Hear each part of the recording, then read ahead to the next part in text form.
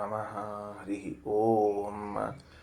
ಪ್ರಾಣಾದೇರೀಶಿತಾರಂ ಪರಮಸುಖನಿಧಿಂ ಸರ್ವದೋಷವ್ಯಪೇತಂ ಸರ್ವಾಂತಸ್ಥಂ ಸುಪೂರ್ಣಂ ಪ್ರಕೃತಿಪತಿಮಜಂ ಸರ್ವಬಾಹ್ಯಂ ಸುನಿತ್ಯಂ ಸರ್ವಜ್ಞಂ ಸರ್ವಶಕ್ತಿಂ ಸುರಮುನಿಮನುಜಾದ್ಯೈಃ ಸದಾ ಸೇವ್ಯಮಾನಂ ವಿಷ್ಣುಂ ವಂದೇ ಸದಾಹಂ ಸಕಲಜಗದನಾದ್ಯಂತ ಆನಂದದಂ ತಂ. ಶ್ರೀ ಗುರುಭ್ಯೋ ನಮಃ. ಸಾಹೋವಾಚ ಅಹಂ ವೈ ತ್ವಾ ಯಾಜ್ಞವಲ್ಕ್ಯ ಯಥಾ ಕಾಶ್ಯೋ ತಾ ವೈದೇಹ್ಯೋ ಉಗ್ರಪುತ್ರಃ ಉಜ್ಯಂ ಧನುಃ ಅಧಿಜ್ಯಂ ಕೃತ್ವಾ ದ್ವೌ ಬಾಣವಂತೌ ಸಪತ್ನೌ ಅತಿವ್ಯಾಧಿನೌ ಹಸ್ತೆ ಕೃತ್ವಾ ಉಪತಿಷ್ಠೇತ ಏವಮೇವಾಹಂ ದ್ವಾಭ್ಯಾಂ ಪ್ರಶ್ನಾಭ್ಯಾಂ ಉಪೋದಸ್ತಾಂ ತೌ ಮೇ ಬ್ರೂಹೀತಿ ಪೃಚ್ಛಗಾರ್ಗೀತಿ. ಇದು ಈಗ ಉಪನಿಷತ್ತು ಪ್ರಾರಂಭ ಆಯಿತು. ಮೊದಲು ಬ್ರಾಹ್ಮಣರ ಅನುಮತಿಯಿಂದ ಪ್ರಶ್ನೆ ಕೇಳುತ್ತೇನೆ ಅಂತ ಇಷ್ಟೇ ಹೇಳಿದ್ಲು, ಬೇರೆ ಏನಿಲ್ಲ ಅಲ್ಲಿ.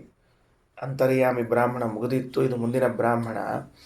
ವಾಚಕ್ನವಿ ಪ್ರಶ್ನೆ ಕೇಳ್ತಾಳೆ, ಎಲೆ ಬ್ರಾಹ್ಮಣರೇ, ನೀವು ಸಮ್ಮತಿಯನ್ನು ಕೊಡ್ರಿ, ನಾನು ಯಾಜ್ಞವಲ್ಕ್ಯರಿಗೆ 2 ಪ್ರಶ್ನೆಗಳನ್ನು ಕೇಳ್ತೇನೆ. ಆ 2 ಪ್ರಶ್ನೆಗಳಿಗೆ ಅವರು ಉತ್ತರಿಸಿದರೆ ಅವರನ್ನು ಇನ್ಯಾರೂ ಗೆಲ್ಲಲು ಸಾಧ್ಯವಿಲ್ಲ ಅಂತ ತಿಳಿದುಕೊಳ್ಳ್ರಿ ಅಂತ ಮೊದಲು ಪ್ರತಿಜ್ಞೆಯನ್ನು ಮಾಡಿದ್ಲು. ಆ ಪ್ರತಿಜ್ಞೆಗೆ ಅನುಸಾರವಾಗಿ ಈಗ 2 ಪ್ರಶ್ನೆಗಳನ್ನು ಕೇಳ್ತಾ ಇದ್ದಾಳೆ. ಆ ಪ್ರಶ್ನೆ ಕೇಳುವಾಗ ಕೇವಲ ಪ್ರಶ್ನೆ ಕೇಳಲಿಲ್ಲ, ಎದುರಿಗೆ ಕುಳಿತಿರುವರು ಭಯಗೊಳ್ಳಬೇಕು ಅನ್ನುವಂತೆ ಪ್ರಶ್ನೆಯನ್ನು ಕೇಳ್ತಿದ್ದಾಳೆ. ಹೆಂಗೆ ಪ್ರಶ್ನೆ ಕೇಳಿದ್ದು? ನಂದು ಇದು ಮೊದಲೇ ಪ್ರಶ್ನೆ, ಇದು 2ನೇ ಪ್ರಶ್ನೆ, ಇದಕ್ಕೆ ಉತ್ತರ ಕೊಟ್ಬಿಡ್ತೀರಾ ಅಂತ ಹೇಳಿ ಕೇಳಲಿಲ್ಲ.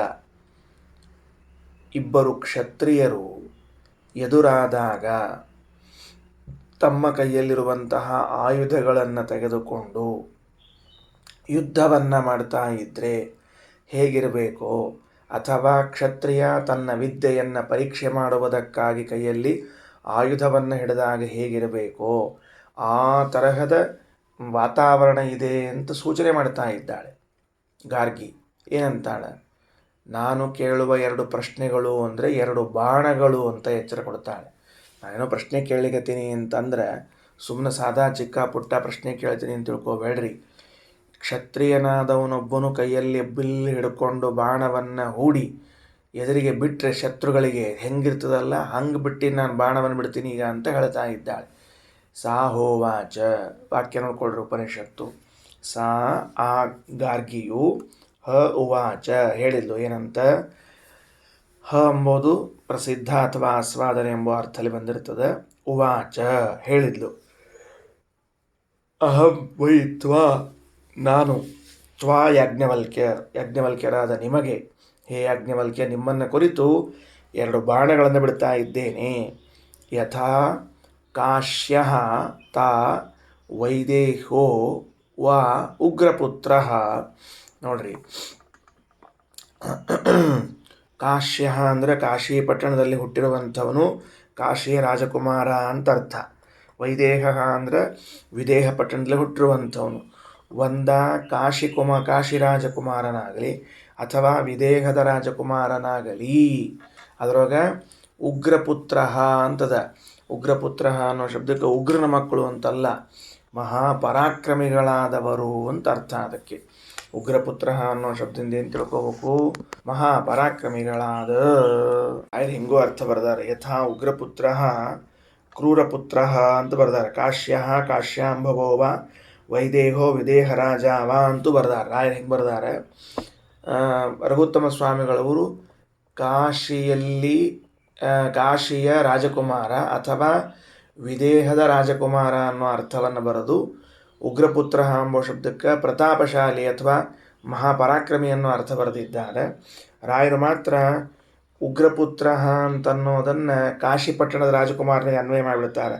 ಯಥಾ ಉಗ್ರಪುತ್ರ ಕ್ರೂರಪುತ್ರ ಕಾಶ್ಯಾಂಭವ ವೈದೇಹೋ ವಿದೇಹ ರಾಜಾವ, ಅವ ಕ್ರೂರನಾದ ಪುತ್ರ ಅನ್ನೋ ಅರ್ಥದಲ್ಲಿ ರಾಯರು ತಿಳಿಸಿಕೊಟ್ಟಿದ್ದಾರೆ. ಇರಲಿ, ಒಟ್ಟಾರೆ ನಾವು ಬೇಕಾಗಿದ್ದು ಒಂದ ಕಾಶಿ ರಾಜಕುಮಾರ ಇಲ್ಲ ವಿದೇಹ ರಾಜಕುಮಾರ ಅಂತ ಇಟ್ಕೊಳ್ರಿ. ನನಗೆ ಅದು ಕ್ರೂರಪುತ್ರ ಅಂಬೋದ್ರ ಮೇಲೆ ಇಂಟ್ರೆಸ್ಟ್ ಕಡಿಮೆ ಅದ. ನನಗಿರೋ ಇಂಟ್ರೆಸ್ಟ್ ಎಲ್ಲದ ಅಂದರೆ, ಗಾರ್ಗಿ ಎನ್ನುವಂತಹ ಒಬ್ಬ ಹೆಂಗುಸೂ ಕೂಡ ಅಂದಿನ ಕಾಲದಲ್ಲಿ ಕಾಶಿ ರಾಜಕುಮಾರನ ವಿದೇಹನ ಹೆಸರನ್ನು ದಾಖಲಿಸಿ ಉಲ್ಲೇಖಿಸಬೇಕಾಗಿದ್ದರೆ ಅವರು ಎಷ್ಟು ಹೆಸರುವಾಸಿಯಾಗಿದ್ದರು.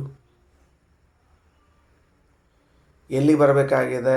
ಒಂದು ವಾದ ನಡೀತಾ ಇದೆ, ಅಥವಾ ಇದಕ್ಕೆ ನಾವು ಜಲ್ಪ ಅಂತ ಕರಿತೀವಿ. ಈಗ ಒಂದು ಜಲ್ಪ ನಡೀತಾ ಇದೆ. ಈ ಜಲ್ಪ ನಡೀತಾ ಇರುವಾಗ ಕಾಶಿ ರಾಜಕುಮಾರನ ಹೆಸರು ಸ್ಮರಣೆಗೆ ಬರಬೇಕಾಗಿದ್ದರೆ ಯುದ್ಧದಲ್ಲಿ ಮಹಾಪರಾಕ್ರಮಿಗಳನ್ನು ಕಾಶಿ ಪಟ್ಟಣ ಕೊಟ್ಟಿದೆ ಅಂತ ಅರ್ಥ. ಕಾಶಿ ರಾಜ್ಯ ಅಥವಾ ಕಾಶಿ ರಾಜ ಅವರೇನು ಎಂಥವರಿದ್ದರು ಅಂತ ಕೇಳಿದರೆ ಯುದ್ಧದಲ್ಲಿ ಭಾರೀ ಪರಾಕ್ರಮಿಗಳಾಗಿರುವಂಥವರಿದ್ದರು. ಜೊತೆಗೆ ಮತ್ತೊಂದು ಮಾತೇನು, ವಿದೇಹ ಪಟ್ಟಣ ಅಂತಂದ್ರೆ ಮುಂದೆ ಸೀತಾದೇವಿ, ಅಂದರೆ ಅಲ್ಲಿ ಅದೇ ಊರಿನಲ್ಲಿ ಹುಟ್ಟಿದವಳು ಸೀತಾದೇವಿ, ಅದಕ್ಕೆ ಅವಳಿಗೆ ವೈದೇಹಿ ಅಂತ ಕರೀತಾರೆ. ಹಾಗಾಗಿ ಸೀತೆಯ ಊರಿನಿಂದ ಬಂದಿರುವಂಥವ್ರು ಮಹಾಬಿಲ್ಗಾರರು, ಕಾಶಿ ರಾಜಕುಮಾರರು ಮಹಾಬಿಲ್ಗಾರರು, ಮಹಾಪರಾಕ್ರಮಿಗಳು ಅಂತ ತಿಳಿದುಕೊಂಡು ಉಪನಿಷತ್ತು ನಮಗೆ ತಿಳಿಸಿಕೊಡ್ತಾ ಇದೆ. ಕಾಶಿಯಲ್ಲಿ ಅದೊಂದು ವಿದ್ಯಾಕ್ಷೇತ್ರ ಅಂತ ಪ್ರಸಿದ್ಧ ಇದ್ದದ್ದು. ಇವತ್ತಿಗೂ ಕಾಶಿ ಪಟ್ಟಣ ಅನ್ನೋದು ವಿದ್ಯೆಗೆ ಪ್ರಸಿದ್ಧವಾದದ್ದು ಅಂತದ. ಕಾಶಿ ಪಂಡಿತರು ಅಂತ ಕರೀತಿರ್ತಾರೆ ನಮ್ಮಲ್ಲಿ. ಕಾಶಿ ಪಂಡಿತರು ಅಂತ. ಕಾಶಿ ಪಂಡಿತರು ಅಂದರೆ ಕಾಶಿಗೆ ಹೋಗಿ ಅಧ್ಯಯನ ಮಾಡಿಕೊಂಡು ಬಂದ ಪಂಡಿತರು ಅಂತ ಅರ್ಥ. ಬೇರೆ ಏನೋ ತಿಳ್ಕೊಬಾರ್ದು ಕಾಶಿ ಪಂಡಿತರು ಅನ್ನೋ ಶಬ್ದಕ್ಕೆ. ಅದಕ್ಕೆ ಕಾಶಿ ಪಟ್ಟಣ, ಕಾಶಿ ನಗರ ಅಂತನ್ನುವುದು ವಿದ್ಯೆಗೆ ಪ್ರಸಿದ್ಧವಾದದ್ದು. ಅಧ್ಯಾತ್ಮ ವಿದ್ಯೆಯೋ ಶಾಸ್ತ್ರವಿದ್ಯೆಯೋ. ಇವತ್ತು ಬೃಹದಾರಣ್ಯಕದ ಮಾತನ್ನು ಕೇಳಿದರೆ ಕಾಶಿಯು ಮತ್ತು ಕ್ಷತ್ರಿಯರಿಗೂ ಕೂಡ ತವರೂರಾಗಿತ್ತು. ವಿದೇಹ ಪಟ್ಟಣ ಅವರಿಗೂ ಕೂಡ ತವರೂರಾಗಿತ್ತು. ಯಾಕೆ? ಅವರ ಹೆಸರನ್ನು ಹೇಳಿ ಮಹಾಪರಾಕ್ರಮಿಗಳಾದವರು ರಾಜಕುಮಾರರು ಅಂತ ಗಾರ್ಗಿ ಉಲ್ಲೇಖ ಮಾಡ್ತಾ ಇದ್ದಾಳೆ. ಸರಿ, ಮುಂದೇನು? ಉಜ್ಜಂ ಧನು ಅಧಿಜ್ಯಂ ಕೃತ್ವ. ಉಜ್ಜಂ ಧನು, ಅದಕ್ಕೊಂದು ಹಗ್ಗ ಕಟ್ಟಿರ್ತಾರೆ. ಆ ಹಗ್ಗ ಬಿಚ್ಚಿಟ್ಟಿರ್ತಾರೆ. ಯಾವಾಗಲೂ ಅದನ್ನು ಕಟ್ಟಿಟ್ಟಿರಂಗಿಲ್ರಿ. ಯುದ್ಧ ಇದ್ದಾಗ ಮಾತ್ರ ಅದನ್ನೇನು ಮಾಡಬೇಕು? ಕಟ್ಟಬೇಕು. ಅದರಿಂದ ಪ್ರಯೋಜನ ಇದ್ದಾಗ. ಇಲ್ಲದೇ ಇದ್ದಾಗ ಅದನ್ನು ಬಿಚ್ಚಿಟ್ಟಿರ್ಬೇಕು ಅಂತಾರೆ. ಅದಕ್ಕೆ ಉಜ್ಜ ಅಂದರೆ ಬಿಚ್ಚಿದ, ಧನು ಧನಸ್ಸನ್ನು, ಅಧಿಜ್ಯಂ ಕೃತ್ವ ಕಟ್ಟಿ. ಅದೇನು ಹಗ್ಗ ಅದ, ಅದಕ್ಕೆ ಹೆದೆ ಏರಿಸುವುದು ಅಂತ ಕರೀತಾರೆ ಕನ್ನಡದಲ್ಲಿ. ಹೆದೆ ಏರಿಸಿ, ಮೊದಲು ಬಿಚ್ಚಿಟ್ಟಿದ್ರು, ಆಮೇಲೆ ಹೆದೆ ಏರಿಸಿದರು. ಹೆದೆ ಏರಿಸಿ ಬಾಣವಂತವು, ಎರಡು ಬಾಣಗಳನ್ನು, ಸಪತ್ನವ್ಯಾಧಿನವು, ಶತ್ರುಗಳಿಗೆ ನೋವನ್ನು ಉಂಟು ಮಾಡುವ, ಹಸ್ತೆ ಕೃತ್ವ ಉಪೋಪತಿಷ್ಠೇತ, ಕೈಯಲ್ಲಿ ಹಿಡಿದುಕೊಂಡು ಯುದ್ಧಕ್ಕೆ ಬಂದರೆ ಹೆಂಗಿರ್ತದೋ, ಶತ್ರುಗಳಿಗೆ ಆ ಬಾಣದಿಂದ ಗಾಯ ಉಂಟು ಮಾಡುವಂಥವರಾಗಿದ್ದಾರೆ.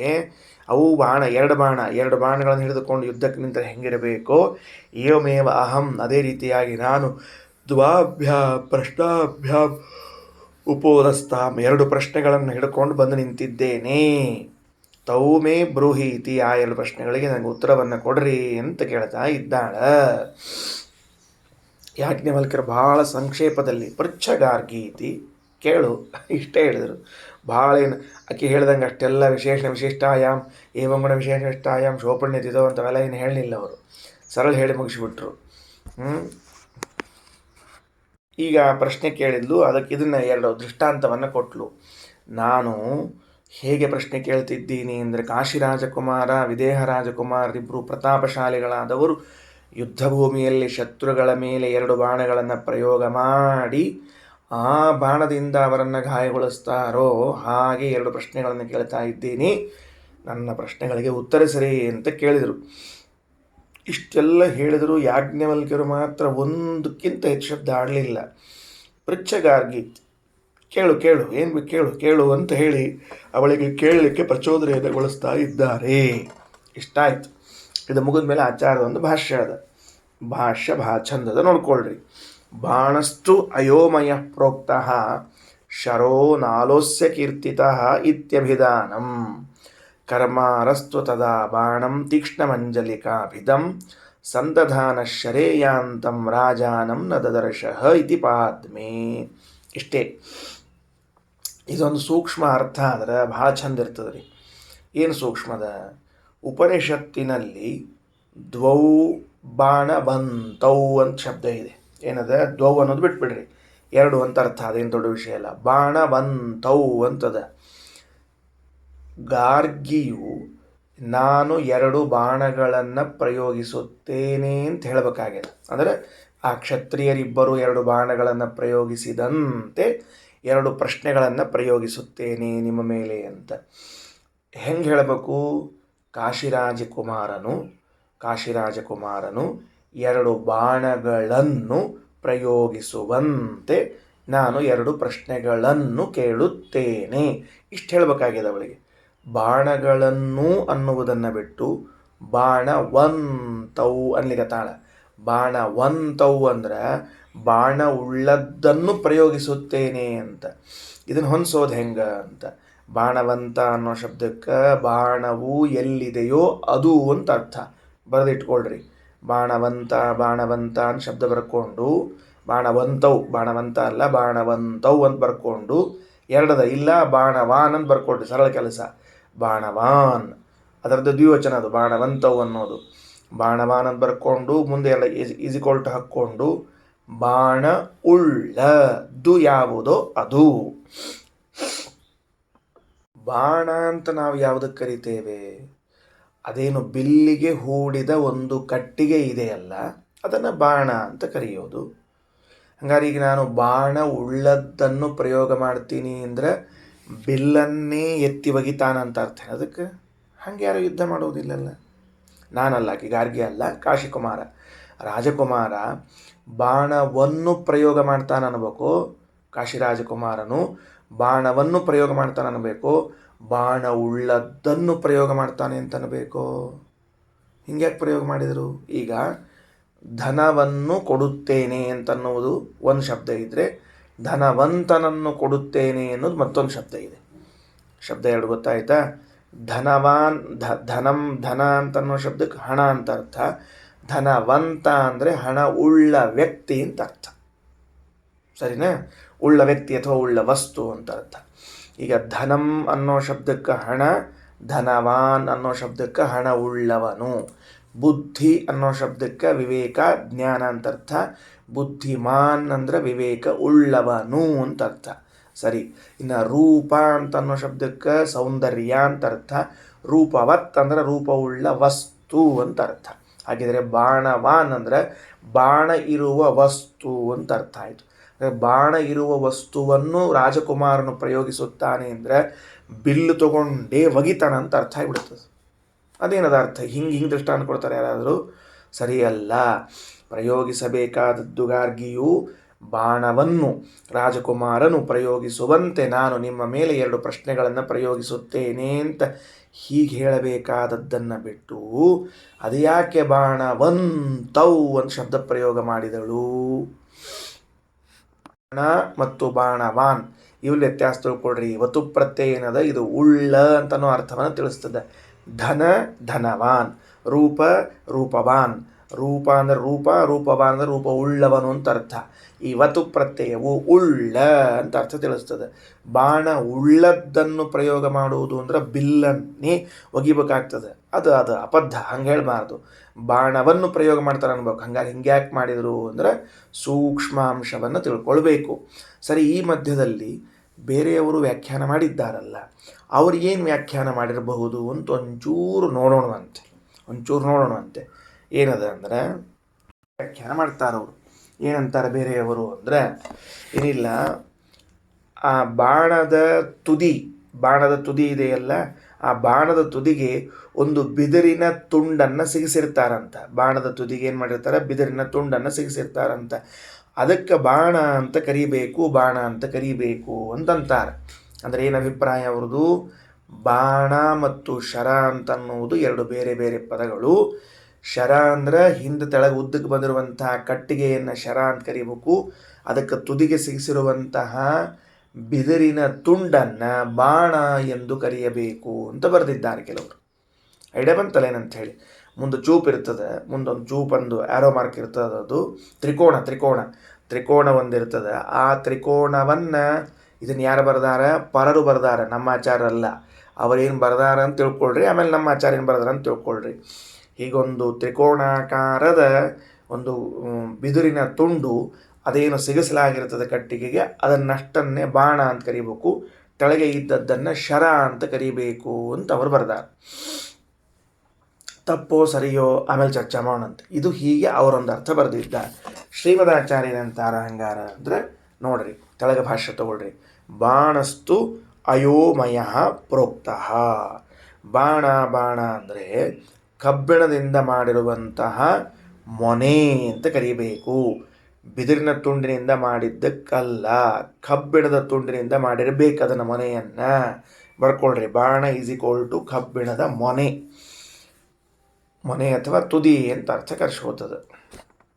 ಪುಸ್ತಕದಲ್ಲಿ ಭಾಷಾ ಎಷ್ಟು ಸೂಕ್ಷ್ಮದ ಅಂದರೆ, ಬಾಣಪ್ರಯೋಗ ಅಂತಂದಾಗ ನಾವು ಸಮಗ್ರವಾದದ್ದನ್ನೇ ಬಾಣ ಅಂತ ವ್ಯವಹಾರ ಮಾಡ್ತಿರ್ತೇವೆ. ಶರಪ್ರಯೋಗ, ಶರಮಂಚದ ಮೇಲೆ ಭೀಷ್ಮಾಚಾರ್ಯ ಮಲಗಿದ್ರು ಅಂದಾಗೂ ಪ್ರಯೋಗ ಮಾಡ್ತಿರ್ತೀವಿ. ಸೂಕ್ಷ್ಮವನ್ನು ಆಚಾರ್ಯ ತಿಳಿಸಿಕೊಡ್ತಾರ. ಬಾಣಸ್ತು ಅಯೋಮಯ ಪ್ರೋಕ್ತ ಶರೋ ನಾಲೋಸ್ಯ ಕೀರ್ತಿತಃ. ಶರ ಶರ ಅನ್ನೋ ಶಬ್ದಕ್ಕೆ ನಾಲ, ಆ ಕೆಳಭಾಗದ ಕಟ್ಟಿಗೆ ಇದೆಯಲ್ಲ ಅದನ್ನು ಶರ ಅಂತ ಕರಿಬೇಕು. ಹಾಗಿದ್ದರೆ ಸಂಸ್ಕೃತದಲ್ಲಿ ಬಾಣಶರ ಅಂತನ್ನೋ ಶಬ್ದಕ್ಕೆ ಸಮಗ್ರವಾದ ಆ ಆಯುಧ ಅಂತ ಅರ್ಥ. ಅದಕ್ಕೆ ಬಾಣಶರ ಅಂತ ಅನ್ಬೇಕು. ಅದಕ್ಕೆ ನಾವು ಹಂಗೆ ಅನ್ನಂಗಿಲ್ಲ, ಬಾಣಶರ ಅಂತ ಅನ್ನೋದಿಲ್ಲ. ನಾವೇನಂತಿರ್ತೀವಿ ಅಂದರೆ, ಬಾಣ ಅಂದರೆ ಆ ತುದಿಯಲ್ಲಿರುವಂತಹ ಕಬ್ಬಿಣದ ತ್ರಿಕೋಣ ಮೊನೆ, ಅದನ್ನು ಅಥವಾ ತುದಿಯನ್ನು ಹಿಡ್ಕೊಂಡು ಇಡೀ ವಸ್ತುವನ್ನು ಕರಿತೇವೆ, ಅಥವಾ ನಾಳವನ್ನು ಹಿಡ್ಕೊಂಡು ಶರ ಅನ್ನೋ ಶಬ್ದದಿಂದ ಹಿಡ್ಕೊಂಡು ಇಡಿಯಾದದ್ದನ್ನು ಕರಿತೇವೆ ಅಂತ ವ್ಯವಹಾರ. ಅದಕ್ಕೆ ಶ್ರೀಮದಾಚಾರ್ಯರು ಏನು ಮಾಡಿದರು? ಮೊದಲನೆಯದ್ದು ಅಭಿಧಾನ ಅಂದರೆ ಕೋಶವನ್ನು ಉದಾಹರಣೆ ಮಾಡಿದರು. ಬಾಣ ಈಸ್ ಈಕ್ವಲ್ ಟು ಕಬ್ಬಿಣದ ತುದಿ, ಶರ ಈಸ್ ಈಕ್ವಲ್ ಟು ನಾಳ ಕೆಳಭಾಗ ಅಂತ ಬರ್ಕೊಂಬಿಡ್ರಿ, ಮುಗಿದು ಹೋಯ್ತು. ಇದಾದ ಮೇಲೆ ಒಂದು ಪ್ರಶ್ನೆ, ಈಗ ನೀವು ಹೇಳಿದ್ದಕ್ಕೂ ಬೇರೆಯವ್ರು ಹೇಳಿದ್ದಕ್ಕೂ ಏನು ವ್ಯತ್ಯಾಸ ಬಂದದ? ಭಾಳೇನು ವ್ಯತ್ಯಾಸ ಬಂದಿಲ್ಲ. ನೀವು ಹೇಳಿದ್ದಕ್ಕೆ ಏನು ಬಂದದ ಅಂದ್ರೆ, ಅವರು ಬಿದಿರಿನ ತುದಿ ಅಂತಂದಾರ, ನೀವು ಕಬ್ಬಿಣದ ತುದಿ ಅಂದೆ ಅಷ್ಟೆ. ಬಾಣ ಶಬ್ದಕ್ಕೆ ಶರ ಶರ ಅನ್ನೋ ಶಬ್ದಕ್ಕೆ ಅವರು ನಾಳ ಅಂತ ಅರ್ಥ ಹೇಳ್ಯಾರ, ನೀವು ನಾಳ ಅಂತ ಅರ್ಥ ಹೇಳಿರಿ. ಬಾಣ ಎಂಬ ಶಬ್ದಕ್ಕೆ ಮಾತ್ರ ಅವರು ಬಿದಿರಿನ ತುದಿ ಅಂತಾರೆ, ನೀವು ಕಬ್ಬಿಣದ ತುದಿ ಅಂತ ಅನ್ಲಿಕತ್ತೀರಿ. ಬಿದಿರೇನು ಕಬ್ಬಿಣೇನು ಅದು ಹೆಂಗೆ ನಿರ್ಧಾರ ಮಾಡ್ಲಿಕ್ಕೆ ಬರ್ತದೆ?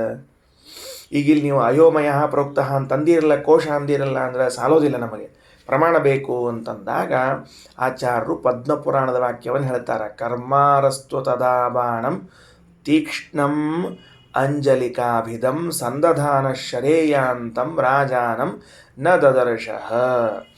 ರಾಜ, ಆ ದೇಶದ ರಾಜ ಒಂದು ಊರಿಗೆ ಬಂದಿದ್ದಂತೆ, ವಿಸಿಟ್ ಕೊಡ್ಲಿಕ್ಕೆ ಬಂದಿದ್ದಂತೆ. ಆ ದೇಶದ ರಾಜನು ಒಂದು ಊರಿಗೆ ಭೇಟಿಗಾಗಿ ಬಂದಾಗ ಕುದುರೆ ಮೇಲೆ ಹೊರಟಿದ್ದಂತೆ. ಕುದುರೆ ಮೇಲೆ ಹೊರಟಿರುವಂತಹ ಸಂದರ್ಭದಲ್ಲಿ ಒಂದು ಕಮ್ಮಾರನ ಮನೆ, ಗುಡಿಸಲು. ಕಮ್ಮಾರ ಅಂದರೆ ಯಾರು? ಕಬ್ಬಿಣದ ಕೆಲಸವನ್ನು ಮಾಡುವಂಥವನಿದ್ದಾನಲ್ಲ ಅವ ಕಮ್ಮಾರ. ಅವನ ಗುಡಿಸಲಿನ ಮುಂದೆ ಹೊರಟಿದ್ದಂತೆ. ರಾಜ ಹೊರಟಾಗ ಏನು ಗದ್ದಲ ಇರಲಿಕ್ಕಿಲ್ಲ ಹೇಳೋಣಂತೆ, ಸೈಲೆಂಟಾಗಿ ಹೋಗ್ತಾನೆ ರಾಜೇಂದ್ರ. ಅವನ ಘಂಟಿ ಝಾಂಟಿ ಬ್ಯಾಂಡು ಬಾಜಾ ಬಾರಾತು ಎಲ್ಲ ಒಟ್ಟು ಇರ್ತಾವೆ. ಅಷ್ಟು ಗದ್ದಲವಿದ್ದರೂ ಕೂಡ ಆ ಕಮ್ಮಾರನು ಅಲ್ಲಿ ಲಕ್ಷ್ಯ ಕೊಡಲಿಲ್ಲ. ಯಾಕಂದ್ರೆ ಬಾಣವನ್ನು ಶರಕ್ಕೆ ಯೋಜನಾ ಮಾಡ್ತಾ ಇದ್ದ ಅಂತ ಪ್ರಯೋಗ ಉಂಟು. ಏನದ ಪ್ರಯೋಗದ? ಬಾಣಂ ತೀಕ್ಷ್ಣಂ ಅಂಜಲಿಕಾಭಿಧಂ. ಅದು ಕಮ್ಮಾರನು ಚೂಪಾದ ಬಾಣವನ್ನು ಶರ ನಾಳಕ್ಕೆ ಯೋಜನೆ ಮಾಡ್ತಾ ಇದ್ದ. ಅದು ಎಷ್ಟು ಏಕಾಗ್ರವಾಗಿ ಮಾಡ್ತಿದ್ದ ಅಂದರೆ, ಊರಿನ ರಾಜನೇ ಬಾಜುಕ್ಕೆ ಹೋದರೂ ಕೂಡ ಅವನಿಗೆ ಎಚ್ಚರವೇ ಇರಲಿಲ್ಲ ಅಂತ ಹೇಳೋ ವಾಕ್ಯ ಇದೆ. ಇದನ್ನು ಪದ್ಮಪುರಾಣದಿಂದ ಆರಿಸಿ ತೆಗೆದು ಶ್ರೀಮದಾಚಾರ್ಯ ಅಂತಾರೆ, ಕಮ್ಮಾರನು ಒಂದು ತುದಿಯನ್ನು ಮತ್ತು ಶರಕ್ಕೆ ಯೋಜನೆ ಮಾಡಬೇಕಾದ್ರೆ ಅದು ಕಬ್ಬಿಣದ ತುಂಡಾಗಿರ್ತದೋ ಅಥವಾ ಬಿದಿರಿನ ತುಂಡಾಗಿರ್ತದೋ ಅನ್ನುವುದನ್ನು ಇನ್ನು ಓದುವರಿಗೆ ಬಿಟ್ಬಿಡೋಣ. ಬುದ್ಧಿವಂತರು ಯಾರಿದ್ದಾರ ಅವರು ಕೆಲವು ಪುಸ್ತಕ ಬರೆದು ಬರೆದಿರ್ತಾರೆ, ಬುದ್ಧಿವಂತರಿಗೆ ಮಾತ್ರ ಈ ಪುಸ್ತಕ ಅಂತ ಬರೆದಿರ್ತಾರೆ ನೋಡ್ರಿ. ಯಾಕೆ ಹೇಳ್ರಿ? ಅವನಿಗೆ ಗೊತ್ತಿಲ್ಲ ಅದಾ ಏನು ಬರೆದಿರಿ ಅಂತ ತಿಳ್ಕೊಂಡು. ಯಾರಾದರೂ ಬುದ್ಧಿ ಇದ್ದವರು ಓದಿ ಹೇಳಲಿ ನನಗೆ ಅಂತ ಪಾಪ ಕೆಲವರಿಗೆ ಅಪೇಕ್ಷೆ ಇರ್ತದೆ. ಹೀಗೆ ಮಾತ್ರ ಈ ಪುಸ್ತಕ ಅಂತ ಹೇಳಿದಂಗೆ ಆಚಾರ ಅಂತಾರೆ ಓದುಗರಿಗೆ ಅರ್ಥ ಆಗ್ತದೆ. ಇಷ್ಟು ತಿಳಿಯೋದಿಲ್ವೇನು ಹೆಂಗದಲ್ಲಿ ಶಬ್ದ ಪ್ರಯೋಗ. ಕರ್ಮಾರ ಕರ್ಮಾರ ಕರ್ಮಾರ ಅಂದರೆ ಕಮ್ಮಾರ ಅಂತ ಅರ್ಥ ಬರ್ಕೊಳ್ರಿ. ಕರ್ಮಾರಸ್ತು ತದಾ ಬಾಣಂ. ಅಲ್ಲೇ ಪುಸ್ತಕದಾಗ ಒಂದು ಸಣ್ಣದು ಪೆನ್ಸಿಲ್ ತೆಳಗಿರಿ ಹಾಕ್ಕೊಂಡು ಅದರ ಮೇಲೆ ಕರ್ಮಾರ ಅನ್ನೋ ಶಬ್ದಕ್ಕೆ ಕಮ್ಮಾರ ಅಂತ ಬರ್ಕೊಂಡು ತದಾ ಆವಾಗ ಬಾಣಂ ಬಾಣವನ್ನು ಶರೇ ಸಂದಧಾನ ಇದಕ್ಕೆ ಹುಡ್ತಿದ್ದ, ಈಗ ನಾಳಕ್ಕೆ ಸೇರಿಸ್ತಾ ಇದ್ದ ಅಂಥವನು ಯಾಂತಂ ರಾಜಾನಂ ಆ ಊರಿನ ರಾಜ ಅಲ್ಲೇ ಹತ್ತಿರದಲ್ಲಿ ಹೋಗ್ತಾ ಇದ್ದರೂ ಕೂಡ ನದದರ್ಶಃ ನೋಡಲಿಲ್ಲ ಅಂದುಬಿಟ್ಟ. ಅದು ಪದ್ಮಪುರಾಣದಲ್ಲಿ ಬಂದದ ಹಿಂಗೆ ಶಬ್ದ ಉಳ್ಕೊಂಡದಲ್ಲಿ. ಅಂಜಲಿಕಾಭಿಧಂ ಅಂತ ಒಂದು ಶಬ್ದ ಅದ, ಅಂಜಲಿಕಾಭಿಧಂ ಅಂತ. ಸ್ವಲ್ಪ ಇದು ನನ್ನ ಟಿಪ್ಪಣಿ, ನನ್ನ ಟೀಕು ಟಿಪ್ಪಣಿಗಳು, ಅವ್ರದ್ದಲ್ಲ, ಅಲ್ಲೇನು ಮೂಲದಲ್ಲೇನಿಲ್ಲ. ಅಷ್ಟ್ಯಾಕವ ಏಕಾಗ್ರ ಮನಸ್ಸಿನಿಂದ ಅದನ್ನು ಯೋಜನೆ ಮಾಡಬೇಕಾಗಿತ್ತು. ನೂರಾರು ಬಾಣಗಳನ್ನು ತಯಾರು ಮಾಡ್ಬೇಕವ. ಒಂದು ತೊಗೊಂಡ ನಾಳಕ್ಕೆ ಅದನ್ನು ಹಿಡಿದು ಚುಚ್ಚಿದ್ನೇನೋ, ಅದನ್ನು ಹೊಡೆದ್ನೇನೋ ಒಗದ್ನೇನೋ, ಹಿಡಿದ್ನೇನೋ ಹೊಡೆದ್ನೇನೋ ಒಗದ್ನೇನೋ ಮಾಡೋದು ಬಿಟ್ಬಿಟ್ಟು ಅಷ್ಟು ಪರಿಯಿಂದ ಯಾಕೆ ಮಾಡ್ಲಿಕ್ಕೆ ತಾನ ನೋಡ್ರಿ, ಗಮನಿಸ್ರಿ ಸರಿಯಾಗಿ.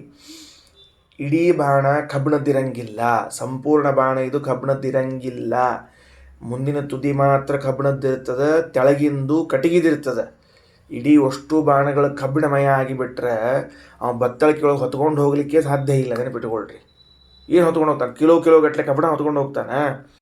ಕಟ್ಟಿಗೆ ಇರಬೇಕು, ತಳ್ಳನೆ ಕಟ್ಟಿಗೆ ಇರಬೇಕು. ಯಾಕಂದ್ರೆ ಪ್ರಯೋಗ ಮಾಡಿದಾಗ ವೇಗ ಬೇಕು, ಶರವೇಗ ಬೇಕು. ನೀವು ಕಬ್ಬಿಣದ ಇಟ್ಕೊಂಡು ಪ್ರಯೋಗ ಮಾಡಿದ್ರೆ ಎಲ್ಲಿ ಹೋಗ್ತದೆ ಅದು ಪ್ರಯೋಗ? ಈ ಮುಂದೆ 3 ಹೆಜ್ಜೆ ಹೋಗಂಗಿಲ್ಲ ಅದು.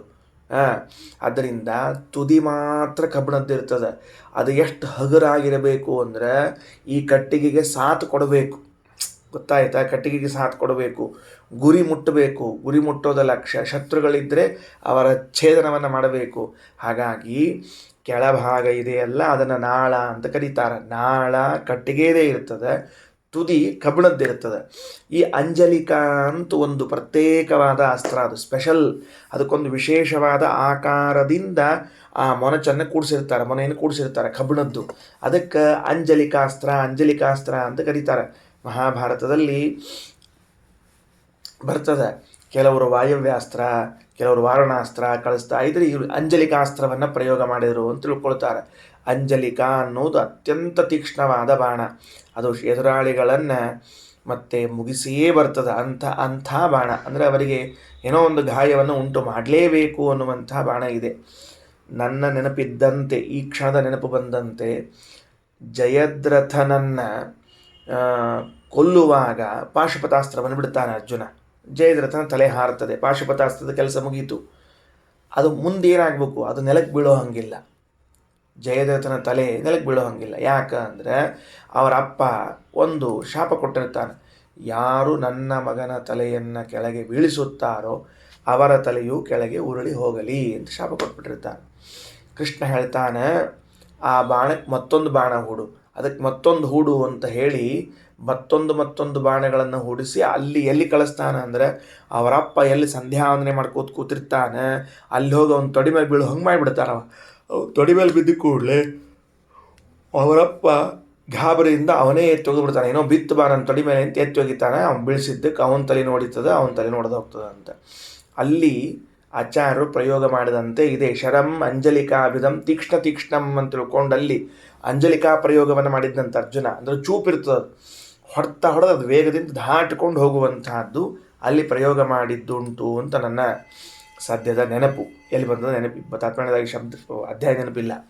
ಆದರೆ ಇಲ್ಲಿ ಆಚಾರ್ಯ ಹೇಳಿದ್ದು ಕರ್ಮಾರಸ್ತು ತದಾ ಬಾಣಂ ತೀಕ್ಷ್ಣಮಂಜಲಿಕಾಭಿಧಂ ಸಂದಧಾನ ಶರೇಯಾಂತಂ ರಾಜಾನಂ ನದದರ್ಶಃ. ಪದ್ಮಪುರಾಣ ಇದೆ. ಅಂದ ಮೇಲೆ ಪರರು ತಮ್ಮ ವ್ಯಾಖ್ಯಾನಗಳಲ್ಲಿ ತುದಿಗೆ ಸೇರಿಸುವಂತಹದ್ದು ಬಿದಿರಿನ ಮೊನಚು ಅಂತಂದದ್ದು ತಪ್ಪು, ಕಬ್ಬಿಣದ್ದೇ ಆಗಿರಬೇಕು. ಇದು ಒಂದು.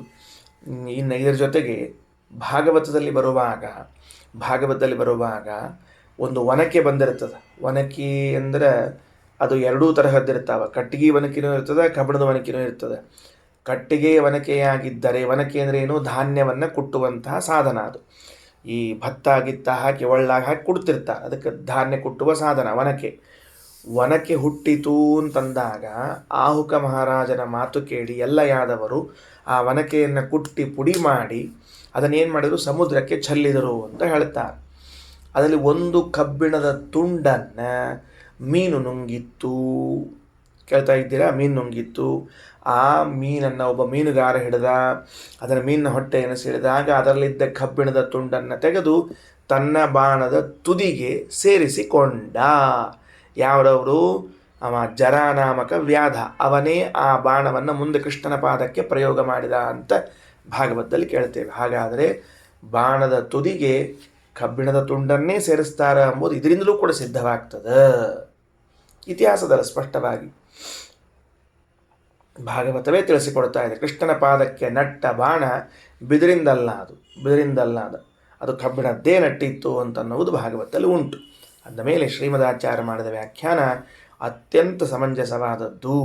ಉಳಿದವರು ಮಾಡಿದ ವ್ಯಾಖ್ಯಾನ ಇದು ಮಹಾ ಅಬದ್ಧವಾದದ್ದು, ಪ್ರಮಾಣ ವಿರುದ್ಧವಾದದ್ದು ಎಂದು ತಿಳಿಯಬೇಕು ಅಂತ ರಘುತ್ತಮ ಸ್ವಾಮಿಗಳು ಬರಿತಾ ಇದ್ದಾರೆ.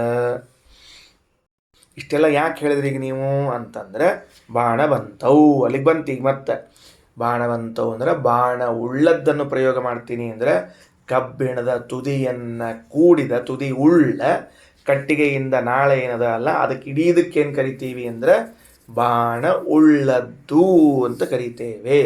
ಅದನ್ನು ಪ್ರಯೋಗ ಮಾಡ್ತಾರ ಅಂದರೆ ಬಾಣವನ್ನು ಪ್ರಯೋಗ ಮಾಡ್ತಾರೆ ಅಂತೆ ಅರ್ಥ, ಬೇರೆ ಏನೂ ಇಲ್ಲ. ಬಾಣವಾನ್ ಅಂದರೆ ಬಾಣ ಉಳ್ಳದ್ದು, ಬಾಣ ಅಂದರೆ ತುದಿ, ಆ ತುದಿ ಉಳ್ಳದ್ದು ಯಾವುದು? ನಾಳ. ಆ ತುದಿ ಮತ್ತು ನಾಳ ಸಹಿತವಾದದ್ದನ್ನು ಪ್ರಯೋಗ ಮಾಡ್ತೇನೆ ಅಂತ ಹೇಳಿದಂತೆ ಆಯಿತು. ಹೊರತಾಗಿ ಇಲ್ಲೇನು ಬಾಣ ಉಳ್ಳ ಬಿಲ್ಲನ್ನು ಪ್ರಯೋಗ ಮಾಡ್ತೀನಿ ಅನ್ನೋ ಅರ್ಥ ಅಲ್ಲ. ಬಿಲ್ಲನ್ನೇ ತೆಗೆದುಬಿಡ್ತೀನಿ ಅಂತ ಅನ್ನೋ ಅರ್ಥ ಮಾಡಬಾರದು. ಇಷ್ಟು ತಿಳಿಸಿಕೊಟ್ಟಿದ್ದಾರೆ. ಮುಂದೆ ಹೋಗೋಣ. ಸಾಹೋವಾಚ, ಶುರುವಾಯ್ತೀಗ ಅವಳ ಪ್ರಶ್ನೆ. ಮೊದಲನೇ ಪ್ರಶ್ನೆ, ಯದೂರ್ಧ್ವಂ ಯಾಜ್ಞವಲ್ಕ್ಯ ದಿವಃ.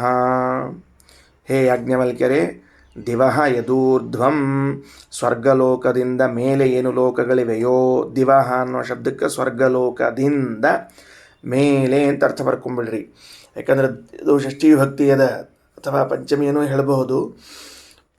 ದಿವಃ ಸ್ವರ್ಗಲೋಕದಿಂದ ಮೇಲಿರುವ ಲೋಕಗಳೇನಿದೆಯಲ್ಲ, ಹಾಗೂ ಯದ್ ಅರ್ವಾಟ್ ಪೃಥಿವ್ಯಾಹ, ಪೃಥಿವಿಯ ಕೆಳಗಿನ ಲೋಕಗಳೇನಿವೆಯೋ, ಯದಂತರಾದ್ಯಾವ ಪೃಥಿವಿ, ಇದೇನು ಸ್ವರ್ಗ ಮತ್ತು ಪೃಥ್ವಿಗಳ ಮಧ್ಯದಲ್ಲಿ ಏನೇನು ಲೋಕಗಳಿವೆಯೋ, ಯದ್ಭೂತಂಚ ಭವಚ್ಚ ಭವಿಷ್ಯಚ್ಚ ಇತ್ಯಾಚಕ್ಷತೆ, ಹಿಂದೆ ಆಗಿ ಹೋದ ಮುಂದೆ ಆಗಿ ಹೋಗುವ ಈಗಿರುವ ಪದಾರ್ಥಗಳೇನಿದೆಯೋ ಇದೆಲ್ಲವೂ ಕಸ್ಮಿನ್ ತದೋತಂಚ ಪ್ರೋತಂಚೇತಿ, ಯಾರನ್ನು ಆಶ್ರಯಿಸಿಕೊಂಡು ಇದೆ ಹೇಳ್ರಿ.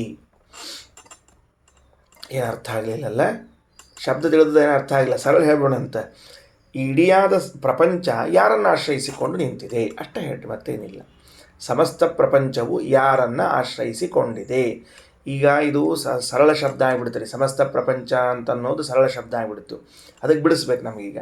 ಸ್ವರ್ಗಲೋಕದಿಂದ ಮೇಲೆ, ಪೃಥ್ವಿಯಿಂದ ಕೆಳಗೆ, ಮಧ್ಯದಲ್ಲಿ ಇವೆಲ್ಲ ಪದಾರ್ಥಗಳು ಯಾರನ್ನು ಆಶ್ರಯಿಸಿಕೊಂಡಿವೆ ಅಂತ ಒಂದೊಂದು ಬಿಡಿಸೋಣಂತ. ಭೂಮಿ, ಇದನ್ನು ತೆಳಗೆ ಬರೋಣಂತ. ಏನಾಗ್ತದೆ? ಅತಳ, ಅತಳ, ವಿತಳ, ಸುತಳ, ರಸಾತಳ, ತಳಾತಳ, ಪಾತಾಳ. ಇದು ಭೂಮಿಯಿಂದ ಕೆಳಗಿನ ಲೋಕಗಳು. ಅತಳ, ವಿತಳ, ಸುತಳ, ರಸಾತಳ, ತಳಾತಳ, ಪಾತಾಳಗಳೇನವ ಇವುಗಳು ಕೆಳಗಿನ ಲೋಕಗಳು.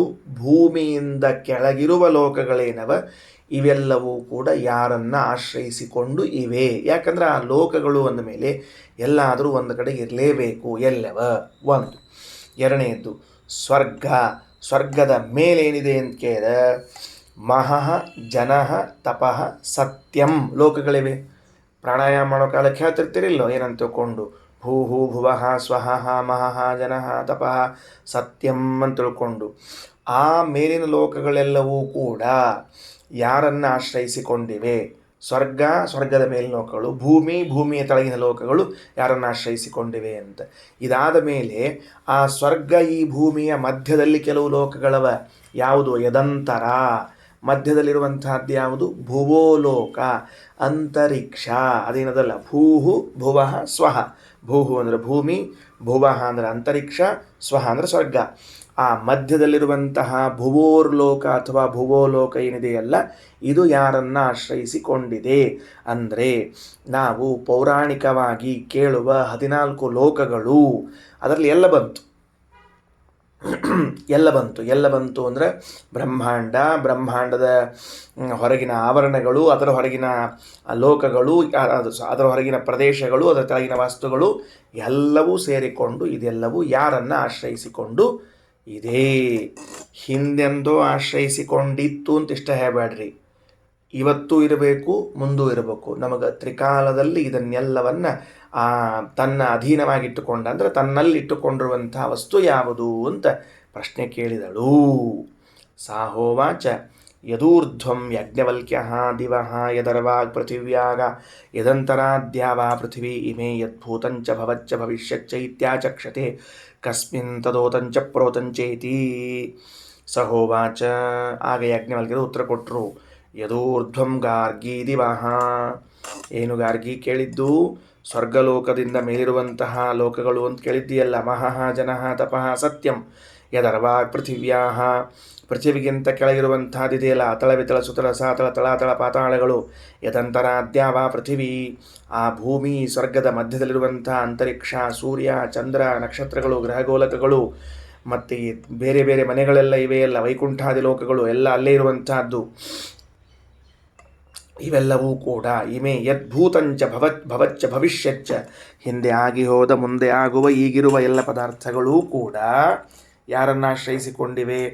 ಆಕಾಶೇ ತದೋತಂಚ ಪ್ರೋತಂಚ, ಆಕಾಶವನ್ನಾಶ್ರಯಿಸಿಕೊಂಡಿವೆ. ಅಯ್ಯಯ್ಯ, ಇಷ್ಟಕ್ಕೆ ಎಷ್ಟು ಪರಿಯಿಂದ ಪ್ರಶ್ನೆ ಕೇಳಿ ಎಷ್ಟು ಪರಿಯಿಂದ ಉತ್ತರ ಕೊಟ್ರಪ್ಪ ಅಂತ ಕೆಲವರು ಭಾಳ ಶಾಣ್ಯಾರು. ಅಯ್ಯಯ್ಯ ಅಂತ ಅಲ್ಲಿಗೆ ಹೋಗ್ಬೇಡ್ರಿ. ಎಲ್ಲ ಮಾಡಿ ಇಷ್ಟು ಪ್ರಶ್ನೆ ಕೇಳೋದ ಎಲ್ಲರ ಹಿಂಗೆ. ಸಹೋವಾಚ ಯದೂರ್ಧ್ವಂ ಗಾರ್ಗಿ ದಿವಃ ಯದರ್ವಾಗ್ ಪೃಥಿವ್ಯಾಹ ಯದಂತರಾದ್ಯಾವಾ ಪೃಥಿವಿ ಇಮೇ ಯದ್ಭೂತಂಚ ಭವಚ್ಚ ಭವಿಷ್ಯಚ್ಚ ಇತ್ಯಾಚಕ್ಷತೆ ಆಕಾಶೇ ತದೋತಂಚ ಪ್ರೋತಂಚ. ಆಕಾಶದಲ್ಲಿ ಇದೆಲ್ಲವೂ ಆಶ್ರಯಿಸಿಕೊಂಡಿದೆ. ಇಷ್ಟು ಹೇಳಲಿಕ್ಕೆ ಅಷ್ಟು ಎಲ್ಲ ಆರ್ಭಟ ಮಾಡಿದ್ಲಲ್ಲ ನಮ್ಮ. ಇರಲಿ, ಆಕೆ ಆ ಗಾರ್ಗಿ ಮಹಾರಾಣಿ ಏನರ ಕೇಳ್ಕೊಲ್ಯಾಕೆ ನಮ್ಮಮ್ಮ ಉಳಾಡಂದಿಲ್ಲ. ಇಷ್ಟು ಸಣ್ಣ ಜ್ಞಾನ ಇಲ್ಲ ಆಕೆಗೆ, ಇಷ್ಟು ಸಣ್ಣ ಜ್ಞಾನ ಇಲ್ಲ. ಇವೆಲ್ಲವೂ ಎಲ್ಲವ ಅಂತ ಕೇಳಿದ್ರೆ ಆಕಾಶದಾಗವ ಅಂತ ಎಲ್ರಿಗೂ ಗೊತ್ತದ. ಅದು ಅಲ್ರೋ ದಡ್ರ, ಅಕ್ಕಿಗೂ ಗೊತ್ತದಲ್ಲ ಅಂತ ಉಪನಿಷತ್ತು ಹೇಳ್ತದೆ. ಆಕೆ ನೋಡ್ಯಾಳ, ಬರಿಗಣ್ಣಿಂದಲೇ ನೋಡ್ಲಿಕ್ಕೆ ಸಾಧ್ಯ ಅದ ಆಕೆ ಹೆಣ್ಮಗಳಿಗೆ. ಆ ಹೆಣ್ಣುಮಗಳು ಉಪನಿಷತ್ ಕಾಲದಲ್ಲಿ ಇಷ್ಟು ಪ್ರಶ್ನೆ ಮಾಡ್ಲಿಕ್ಕೆ ಮುಂದೆ ಬಂದು ನಿಂತಾಳ ಅಂತಂದ್ರೆ ಅಷ್ಟೆಲ್ಲ ಅಭ್ಯಾಸ ಮಾಡ್ಯಾಳ ಆಕೆ. ಖಗೋಲಗಳು ಭೂಗೋಳಗಳು ಏನವ, ಖಗೋಲ ಭೂಗೋಳ ಜ್ಞಾನ ಇದ್ದದ್ರಿಂದಲೇ ಆಕೆ ಒಂದೇ ಪ್ರಶ್ನೆ ಮಾಡ್ತಾಳೆ. ಇಷ್ಟೆಲ್ಲ ಲೋಕಗಳು ಅದು ಹೆಂಗೆ ನಿಂತ್ಕೊಂಡಾವ ಹೇಳ್ರಿ, ಯಾರ ಆಶ್ರಯದಲ್ಲಿ ನಿಂತ್ಕೊಂಡಾವ ಹೇಳ್ರಿ ಅಂತ ಕೇಳ್ತಾಳೆ. ಹಿಂಗೆ ನೋಡಿದ್ರೆ ಆಕಾಶದಾಗ ನಿಂತ್ಕೊಂಡು ಚಂದ್ರ ಕಾಣಿಸ್ತಾನೆ ಸೂರ್ಯ ಕಾಣಿಸ್ತಾನೆ ಅಂತಂದ್ರೆ ಹಂಗಲ್ಲ ಅದು ಕೇಳಿದ್ದು. ಯಾಕೆ? ಯಾವ ಶಕ್ತಿ ಅದು ಇದನ್ನೆಲ್ಲವನ್ನೂ ಕೂಡ ಇಷ್ಟು ಚೆಂದಾಗಿ ಹಿಡ್ಕೊಂಡು ಒಂದು ಚೂರು ತನ್ನ ಸ್ಥಾನಗಳನ್ನು ಪಲ್ಲಟ ಮಾಡದೇ ಇದ್ದಂತೆ ನೋಡಿಕೊಂಡಿದೆಯಲ್ಲ, ಆ ಶಕ್ತಿ ಯಾವುದು ಅದನ್ನು ಹೇಳ್ರಿ ನಮಗೆ. ಪರಾಶಕ್ತಿ ಯಾವುದು ಅದನ್ನು ಹೇಳಬೇಕು ನಮಗೆ ನೀವು. ಯಾಕಂದ್ರೆ ದ್ಯಾವ ಪೃಥಿವಿಗಳ ಅಂತರದಲ್ಲಿ ಉಳಿದದ್ದು ನಮ್ಮ ಕಲ್ಪನಾ ಬರೋದಿಲ್ಲ ಅಂತ ಇಟ್ಕೊಳ್ರಿ. ಸ್ವರ್ಗ ನೋಡೇ ಇಲ್ಲ, ಹೋಗೇ ಇಲ್ಲ, ಹೋದ್ಮೇಲೆ ಪೇಪರ್ನಾಗ ಅಷ್ಟು ಸ್ವರ್ಗಸ್ಥರಾದರು ಅಂತ ಬರ್ತದೆ ಅಂತ ಇಟ್ಕೊಳ್ರಿ. ಅಕಸ್ಮಾತ್ ಯಾರು ನಮ್ಮ ಮೇಲೆ ಭಯಂಕರ ಪ್ರೇಮ ಇದ್ದರೆ ಸ್ವರ್ಗಸ್ಥರಾದರು ಅಂತ ಹಾಕಿಸ್ತಾರೆ. ಅಕಸ್ಮಾತ್ ಭಾಳ ಪ್ರೇಮ ಇದ್ದರೆ ವೈಕುಂಠವಾಸಿಗಳಾದರು ಅಂತ ಹಾಕಿಸ್ಬಿಟ್ಟಿರ್ತಾರೆ. ಚಲೋ ಒಂದು ರೀತಿಯಿಂದ. ಸ್ವರ್ಗ ನೋಡಿಲ್ಲ, ಪಾತಾಳಕ್ಕೆ ಹೋಗಂಗಿಲ್ಲ, ಇರೋದೊಂದು ಭೂಮಿಯಲ್ಲಿ ಇದ್ದೀವಿ. ನಮ್ಮ ಕಣ್ಣಿಗೆ ಗೋಚರವಾಗುವಂಥದ್ದು ಯಾವುದು ಅಂದರೆ ನಕ್ಷತ್ರಗಳು ಗೋಚರ ಆಗ್ತವೆ. ನಕ್ಷತ್ರಗಳು, ಸೂರ್ಯಮಂಡಲ ಚಂದ್ರಮಂಡಲ ಗೋಚರ ಆಗ್ತದೆ. ಕೆಲವೊಂದು ಸರ್ತಿ ಶುಕ್ರಗ್ರಹಗಳು ಮಂಗಳ ಗ್ರಹಗಳು ಕಾಣಿಸ್ತಾವೆ. ಇತ್ತೀಚೆಗೆ ನಮಗೆಲ್ಲ ಸಾಧನೆಗಳು ಬಂದಾವ, ಕಾಣಿಸ್ತಾವ ಅಂತ ಇಟ್ಕೊಳ್ರಿ. ಅವಳ ಪ್ರಶ್ನೆ ಏನಿದೆ ಅಂದರೆ, ಇಲ್ಲಿ ನಾವು ತೆಳಗಡೆಗೆ ಒಂದು ಗುರುತ್ವಾಕರ್ಷಣ ಅಂತ ಒಂದು ಶಕ್ತಿ ಅದ. ಈ ಸಂಕರ್ಷಣ ಶಕ್ತಿಯಿಂದ, ಗುರುತ್ವಾಕರ್ಷಣ ಶಕ್ತಿಯಿಂದ ನಾವು ನಿಂತುಕೊಂಡಿದ್ದೇವೆ, ಇದರ ಮೇಲೆ ಇದ್ದೇವೆ, ಆಶ್ರಯಿಸಿಕೊಂಡಿದ್ದೇವೆ. ಇವು ಎಲ್ಲವೂ ಕೂಡ ನಮ್ಮ ಕಣ್ಣಿಗೆ ಏನು ಕಾಣಿಸ್ತಿಕತ್ತಾವ, ಇಲ್ಲದ ಅಂತ ಇಷ್ಟ ಕಾಣಿಸ್ತಿಕತ್ತಾವ. ಅದನ್ನು ಹಿಡಿದುಕೊಂಡು ನಿಂತಿರುವ ಶಕ್ತಿ ಯಾವುದು?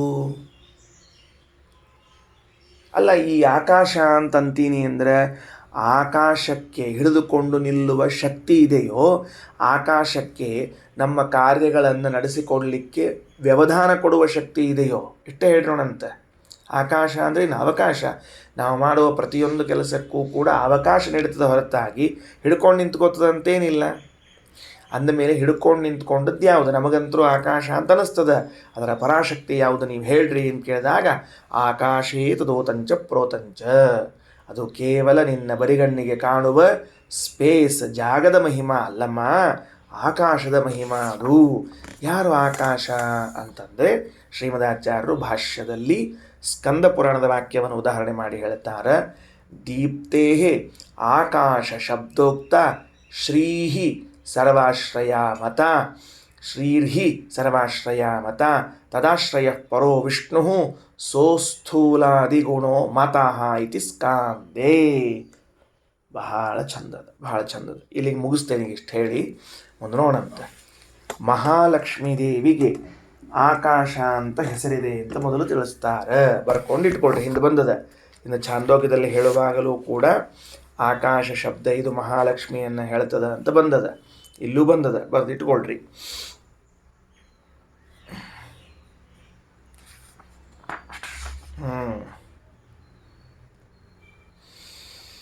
ಹಾಂ, ಸರಿ ಆಯ್ತಾ? ಏನಂತ ಆಕಾಶ ಶಬ್ದಕ್ಕೆ ಏನು ಬರ್ಕೊಂಡ್ರಿ? ಮಹಾಲಕ್ಷ್ಮಿ ಅಂತ ಬರ್ಕೊಳ್ರಿ. ಹಾಗಾದರೆ ಗಾರ್ಗಿಗೆ ಯಾಜ್ಞವಲ್ಕ್ಯರು ಕೊಟ್ಟ ಉತ್ತರ ಆಕಾಶ ಅಲ್ಲ, ಮಹಾಲಕ್ಷ್ಮಿ ಅಂತ ಉತ್ತರವನ್ನು ಕೊಟ್ಟಿದ್ದಾರೆ. ನೋಡು, ಈ ಇಡಿಯಾದ ಬ್ರಹ್ಮಾಂಡ ಏನಿದೆ, ಇಲ್ಲೆಲ್ಲ ಲೋಕಗಳೇನಿವೆ ಅಲ್ಲ, ಇವು ಯಾರನ್ನು ಆಶ್ರಯಿಸಿಕೊಂಡಿವೆ ಅಂದರೆ ಪ್ರಕೃತಿಗೆ ಅಭಿಮಾನಿನಿಯಾದ ಮಹಾಲಕ್ಷ್ಮಿಯನ್ನು ಆಶ್ರಯಿಸಿಕೊಂಡದ್ದೇ ಹೊರತಾಗಿ ಇನ್ಯಾರನ್ನು ಆಶ್ರಯಿಸಿಕೊಂಡಿಲ್ಲ. ಮಹಾಲಕ್ಷ್ಮಿಯೇ ಸರ್ವಾಧಾರ, ಮೂಲ ಪ್ರಕೃತಿಯೇ ಸರ್ವಾಧಾರ ಅಂತ ತಿಳಿದುಕೊಳ್ಳ್ರಿ. ಏನಂತ ಶಬ್ದ ಬರ್ಕೋಬೇಕೀಗ ನಾವು? ಆಕಾಶ ಈಸ್ ಈಕ್ವಲ್ ಟು ಮಹಾಲಕ್ಷ್ಮಿ ಅಂತ ಬರ್ಕೊಂಡ ಮೇಲೆ ಸರ್ವಾಧಾರಳಾದವಳು ಮೂಲ ಪ್ರಕೃತಿ ಅಂತ ಬರೆದುಕೊಂಡು ಬಿಡ್ರಿ. ಆಕಾಶ ಶಬ್ದದಿಂದ ನೀವು ಸರ್ವಾಧಾರಳಾದ ಮೂಲ ಪ್ರಕೃತಿಯನ್ನು ತೆಗೆದುಕೊಂಡ್ರಿ. ಅವಳಿಗೆ ಯಾಕೆ ಆಕಾಶ ಶಬ್ದವನ್ನು ಸಮನ್ವಯ ಮಾಡ್ತೀರಿ ಅಂದರೆ ದೀಪ್ತೇ ಆಕಾಶ ಶಬ್ದೋಕ್ತ. ಛಂದದ ಆಕಾಶ ಶಬ್ದದಿಂದ ಮಹಾಲಕ್ಷ್ಮಿಯನ್ನು ಕರೆಯಬೇಕಾಗಿದ್ದರೆ ಆ ಶಬ್ದದ ಅರ್ಥವು ಅವಳಲ್ಲಿ ಇರಬೇಕು. ಅಂದರೆ ಅದರಿಂದ ಕರೆಸಿಕೊಳ್ಳಿಕ್ಕೆ ಅವಳು ಸಮರ್ಥಳಾಗ್ತಾಳೆ. ಷಟ್ಕೋಣ ಅಂತ ಶಬ್ದವನ್ನು ಬಳಸ್ತೇವೆ. ಷಟ್ಕೋಣ ಅಂತ ಬಳಸಿದರೆ ಅಥವಾ ಟ್ರ್ಯಾಂಗಲ್ ಅಂತ ಬಳಸಿದರೆ 3 ಆ್ಯಂಗಲ್ ಇರಬೇಕು. ಇಲ್ಲದೆ ಇದ್ದದಕ್ಕೆ ಟ್ರ್ಯಾಂಗಲ್ ಅಂತ ಕರೀಲಿಕ್ಕೆ ಬರೋಂಗಿಲ್ಲ. ಷಟ್ಕೋಣ ಅಂತ ಕರಿಬೇಕಾದ್ರೆ 6 ಕೋಣಗಳಿರಬೇಕಲ್ಲ. ಹಾಗಾದ್ರೆ 6 ಕೋಣಗಳಿಂದ ಕೂಡಿದ್ದನ್ನು ಷಟ್ಕೋಣ ಅನ್ನಬೇಕಾದ್ರೆ ಆಕಾಶ ಅಂತ ಹೇಳ್ಬೇಕಾದ್ರೆ ಅದರ ಗುಣ ಅವಳಲ್ಲಿರಬೇಕು. ಆಚಾರ ಅಂತಾರೆ ಹೌದು. ಯಾಕಂದರೆ ಆ ಎನ್ನುವುದು ಸಂಸ್ಕೃತದಲ್ಲಿ ಉಪಸರ್ಗ, ಕಾಶ ಎನ್ನುವುದು ಧಾತುವಿನಿಂದ ಹುಟ್ಟಿದ ಶಬ್ದ. ಏನಂತ? ಕಾಸ್ರ ದೀಪ್ತೌ, ದೀಪ್ತಿ ದೀಪ್ತಿ ಪ್ರಕಾಶ, ಪ್ರಕಾಶ ಎನ್ನುವ ಅರ್ಥವನ್ನು ತಿಳಿಸುವ ಧಾತುವಿನಿಂದ ಹುಟ್ಟಿದ ಶಬ್ದ ಕಾಶ. ಏನದು? ಹೆಂಗೆ ಬರ್ಕೋಬೇಕು? ಆ ಪ್ಲಸ್ ಕಾಶ ಈಸ್ ಈಕ್ವಲ್ ಟು ಪ್ರಕಾಶ ಅಂತ ಬರ್ಕೋಬೇಕು. ಅಲ್ಲ, ಕಾಶ ಶಬ್ದಕ್ಕೇನೆ ದೀಪ್ತಿ ಪ್ರಕಾಶ ಅಂತ ಅರ್ಥ ಇದ್ದಾಗ ಆ ಶಬ್ದದ ಅರ್ಥ ಏನು ಮಾಡ್ಬೇಕು ನಾವು ಅಂದರೆ ಇನ್ನೂ ಹೆಚ್ಚು, ಇನ್ನೂ ಹೆಚ್ಚು ಅಂತ ಅರ್ಥ. ಅದಕ್ಕೆ ಅತಿಶಯವಾದ ಪ್ರಕಾಶ ಉಳ್ಳ, ಅತ್ಯಧಿಕವಾದ ಪ್ರಕಾಶ ಉಳ್ಳ ಅಂತ ಅರ್ಥ. ಅದಕ್ಕೆ ಆ ಕೆಳಗೆ ಯಾರೋ ಮಾರ್ಕ್ ಹಾಕ್ಕೊಂಡು ಅತ್ಯಧಿಕ ಅಂತ ಬರ್ಕೊಂಡು ಪ್ರಕಾಶ ಶಬ್ದಕ್ಕೆ ಪ್ರಕಾಶ ಅಂತ, ದೀಪ್ತಿ ಶಬ್ದಕ್ಕೆ ಪ್ರಕಾಶ ಅಂತ ಅರ್ಥದ ಅದ. ಸಾರಿ, ಕಾಶ ಶಬ್ದಕ್ಕೆ ಪ್ರಕಾಶ ಅಂತ ಅರ್ಥದ ಅದ. ಕಾಶ ಅಂತನೋ ಶಬ್ದ ಅದ. ಅದಕ್ಕೆ ಅರ್ಥ ಏನು? ಕಾಶ ಶಬ್ದಕ್ಕೆ ಅರ್ಥ ಏನು ಅಂದರೆ ಪ್ರಕಾಶ ಅಂತ ಅರ್ಥದ. ಆ ಶಬ್ದಕ್ಕೆ ಅರ್ಥ ಏನು ಮಾಡ್ಕೋಬೇಕು ಅಂದರೆ ಅತ್ಯಧಿಕ, ಅತ್ಯಧಿಕವಾದ ಪ್ರಕಾಶ ಉಳ್ಳವಳಾದದ್ದರಿಂದ ಮಹಾಲಕ್ಷ್ಮಿಯನ್ನು ಆಕಾಶ ಎಂದು ಕರೆಯುತ್ತಾರೆ. ಇದರ ಬಗ್ಗೆ ವಿವರಣೆಯನ್ನು ಮತ್ತೆ ಮುಂದೆ ಕೊಡ್ತೀನಿ. ಆದ್ದರಿಂದ ಶ್ರೀರ್ಹಿ ಸರ್ವಾಶ್ರಯ ಮತ, ಅವಳೇ ಎಲ್ಲರಿಗೂ ಆಶ್ರಯಳಾಗಿದ್ದಾಳೆ. ತದಾಶ್ರಯ ಪರೋ ವಿಷ್ಣು, ಅವಳಿಗೂ ಆಶ್ರಯನಾದವನು ಪರಮಾತ್ಮ. ಸಹ ಅಸ್ಥೂಲಾದಿ ಗುಣೋಮತಃ, ಅವನಿಗೆ ಅಸ್ಥೂಲ ಮೊದಲಾದ ಗುಣಗಳುಂಟು ಅಂತದೆ. ಅದು ಮುಂದಿನ ಭಾಗಕ್ಕೆ ಸಂಬಂಧಪಟ್ಟದ್ದು, ಅದರ ಮುಂದೆ ನೋಡಂತ. ಈಗ ಸದ್ಯಕ್ಕೆ ನಮಗೇನು ಬೇಕಾಗಿದೆ? ಸರ್ವಾಧಾರಳಾದವಳು ಮೂಲ ಪ್ರಕೃತಿ, ಅವಳಿಗೆ ಆಕಾಶ ಶಬ್ದದಿಂದ ನಾವು ಕರೆಯುತ್ತೇವೆ. ಇಷ್ಟಾದರೆ ಸಾಕು. ಗಾರ್ಗಿಯ ಪ್ರಶ್ನೆ, ಯಾಜ್ಞವಲ್ಕ್ಯರ ಉತ್ತರ ಮುಗಿದು ಹೋತು. ಈ ಸಮಗ್ರವಾದ ಬ್ರಹ್ಮಾಂಡಕ್ಕೆ ಆಧಾರ ಯಾರು ಅಂದರೆ ಸರ್ವಾಧಾರಳಾದವಳು ಮೂಲ ಪ್ರಕೃತಿ ಅಂತ ಉತ್ತರವನ್ನು ಕೊಟ್ಟಿದ್ದಾರೆ. ಶ್ರೀಕೃಷ್ಣಾರ್ಪಣಮಸ್ತು.